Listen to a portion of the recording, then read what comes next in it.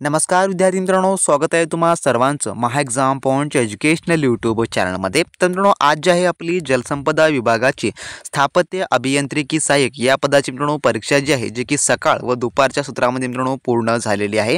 आणि आपल्याकडे जे आहे मित्रांनो आता सकाळ आणि दुपार या दोन्ही सत्रामध्ये विचारण्यात आलेल्या प्रश्न मित्रांनो आपल्याकडे उपलब्ध झालेले आहेत, जे की आपले काही विद्यार्थी आपल्याला टेलिग्राम व आपल्या यूट्यूब चॅनलमार्फत व आपल्या व्हॉट्सअप ग्रुपद्वारे मित्रांनो पाठवलेले आहेत, जे की परीक्षेमध्ये विचारले गेलेले प्रश्न। तर तेच आपण आजच्या व्हिडिओमध्ये आता आपण ॲनालिसिस करणार आहोत की नेमकं कोणत्या प्रकारचे प्रश्न परीक्षेमध्ये विचारली जात आहेत आणि कोणत्या प्रश्नावर सर्वाधिक फोकस केला जात आहे, जेणेकरून तुम्हाला तुमच्या अपकमिंग एक्झाममध्ये तुम्हाला याचा फायदा होणार असेल। तर तुमची परीक्षा जर व्हायची असेल तर हा व्हिडिओला तुम्ही काळजीपूर्वक आणि शेवटपर्यंत पहा। प्रत्येक प्रश्नाला मित्रांनो तुम्ही समजून घ्या। त्यानंतर मित्रांनो तुमच्याकडे जेवढा काही वेळ शिल्लक आहे त्या पद्धतीने तुम्ही मित्रांनो अभ्यासाला जे आहे लागायला मात्र विसरू नका। तर पाहूया नेमकं कोणत्या प्रकारचे प्रश्न विचारण्यात आलेले होते। तर शिफ्ट 1 च्या आधी आपण प्रश्न ॲनालिसिस करूया की नेमकं कोणत्या प्रकारचे प्रश्न विचारण्यात आलेले होते, जे की जीएस सेक्शनमध्ये।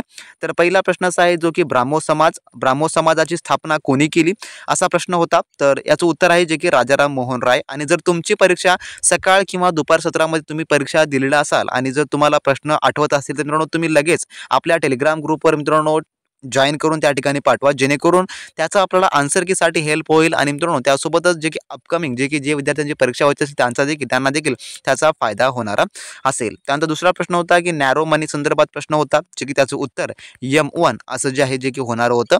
त्यानंतर आहे जे की द्विकल्पीय नदी, जे की महाराष्ट्रामधील द्विकल्पी नदी कोणती आहे तर ती आहे गोदावरी नदी, असं त्याचं आन्सर होतं। त्यानंतर आहे महार वतन बिल कोणी काढलं, तर याचं उत्तर आहे जे की डॉक्टर BR आंबेडकर यांनी काढलेलं होतं। त्यानंतर आहे आउटडोर ऑफ हिमालया या संदर्भातचा थोडक्यात प्रश्न असावा, तर शिवालिक याचं जे आहे जे की उत्तर होतं। जर आपल्याकडे ह्याचे लेंथ क्वेश्चन्स उपलब्ध नाही आहेत जे की परिपूर्ण, तर तुम्हाला जर याचे प्रश्न आठवत असतील तर तुम्ही लगेच ते खाली कमेंट बॉक्सद्वारे कमेंट करू शकता। त्यानंतर 74वी घटना दुरुस्ती कोणत्या साली झाली, तर 74वी घटना दुरुस्ती जी आहे जे की 1992 साली झालेली आहे। 1992 हे त्याचं उत्तर होतं।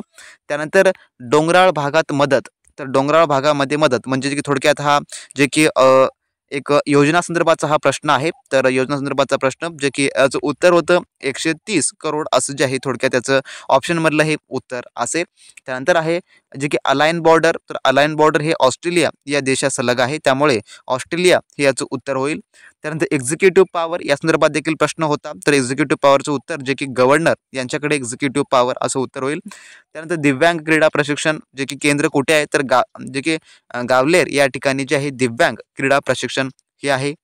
त्यानंतर शेतकरी सन्मान निधी या संदर्भात देखील प्रश्न होता, शेतकरी सन्मान निधी किती दिला जातो। प्रश्न क्रमांक 12 असा होता जो की मुक्त बहिणी सेना जे की कोणत्या देशाच्या संदर्भात असा प्रश्न असावा थोडक्यात, तर बांगलादेश हे त्याचं उत्तर जे आहे ते थोडक्यामध्ये होणार होतं। त्यानंतर प्रश्न क्रमांक 13 पॅराऑलिम्पिकमध्ये गोल्ड मेडल किती जिंकले या प्रकारचा प्रश्न असावा। तर ह्याचं उत्तर आपण जे काही डिटेल क्वेश्चन्स आपल्या नाईटच्या मित्रांनो 8 PM च्या लाईव्हमध्ये आपण तर मिळवणार आहोत, जेणेकरून त्याचं तुम्हाला सर्व काही स्पष्टीकरण त्या व्हिडिओमध्ये मिळेल। परंतु आता जे प्रश्न आपण पाहत आहोत ते तुम्हाला अपकमिंग एक्झाममध्ये इम्पॉर्टंट असणारे आहेत। ज्यांचं एक्झाम व्हायचे असेल त्यांनी जे की सर्वात महत्त्वाचं म्हणजे की चालू घडामोडीवर तेवढं लक्ष घालून जा, जेणेकरून तुम्हाला त्याचा परीक्षेमध्ये फायदा होणार असेल। त्यानंतर फ्युचर जे की एक्स अँड या प्रकारचा प्रश्न थोडक्यामध्ये होता फ्युचर संदर्भात, म्हणजे की फ्युचरचं जर थोडक्यामध्ये विरुद्धार्थी शब्द विचारला असेल परीक्षेमध्ये इंग्लिश सेक्शनमध्ये। त्यानंतर 15वा प्रश्न जे की 20 लाख लोकसंख्या मागे किती सदस्य जिल्हा परिषद, तर जिल्हा परिषदचा जो सदस्य आहे जे की सदस्य ते किती लोकसंख्येमागे एक असतो अशा प्रकारचा प्रश्न असावा थोडक्यात 15वा प्रश्न। तर हे प्रश्न जे काय आहे जे की सकाळच्या सत्रामध्ये विचारण्यात आले होते, जे की शिफ्ट 1 मधले हे प्रश्न आहे। तर आता आपण पाहूया शिफ्ट 2 मध्ये नेमकं कोणत्या प्रकारचे प्रश्न होते शिफ्ट 2 मध्ये। तर शिफ्ट 2 मध्ये प्रश्न पहिला असा होता की जे की महाराष्ट्राचे राज्यपाल कोण आहेत सध्याचे, ते विचारण्यात आले। त्यानंतर सत्यशोधक समाजाचे संस्थापक कोण आहेत। पहिल्या शिफ्टमध्ये राजाराम मोहन राय यांच्या संबंधित प्रश्न आला होता, जे की ब्राह्मो समाजा संदर्भात। आणि दुसऱ्या शिफ्टमध्ये जे आहे सत्यशोधक समाज संस्थापक कोण आहेत असा प्रश्न आला होता। त्यानंतर आहे सर्वात जास्त सीमा कोणत्या जे की देशाशी लागून आहेत, तर ते आहे बांगलादेश असं उत्तर आहे त्याचं। त्यानंतर बँकेचं राष्ट्रीयकरण कधी झालं, बँकेचं राष्ट्रीयकरण तर ते आहे 1969 साली झालेलं आहे, असं थोडक्यात त्याचं उत्तर होईल। त्यानंतरचा प्रश्न क्रमांक पुढील जे की वीज धोरण 2020 संदर्भात प्रश्न परीक्षेमध्ये आला होता. त्यानंतर ग्रामपंचायत ग्राम निधी कलम या संदर्भात देखील परीक्षेमध्ये प्रश्न विचारण्यात आलेला होता.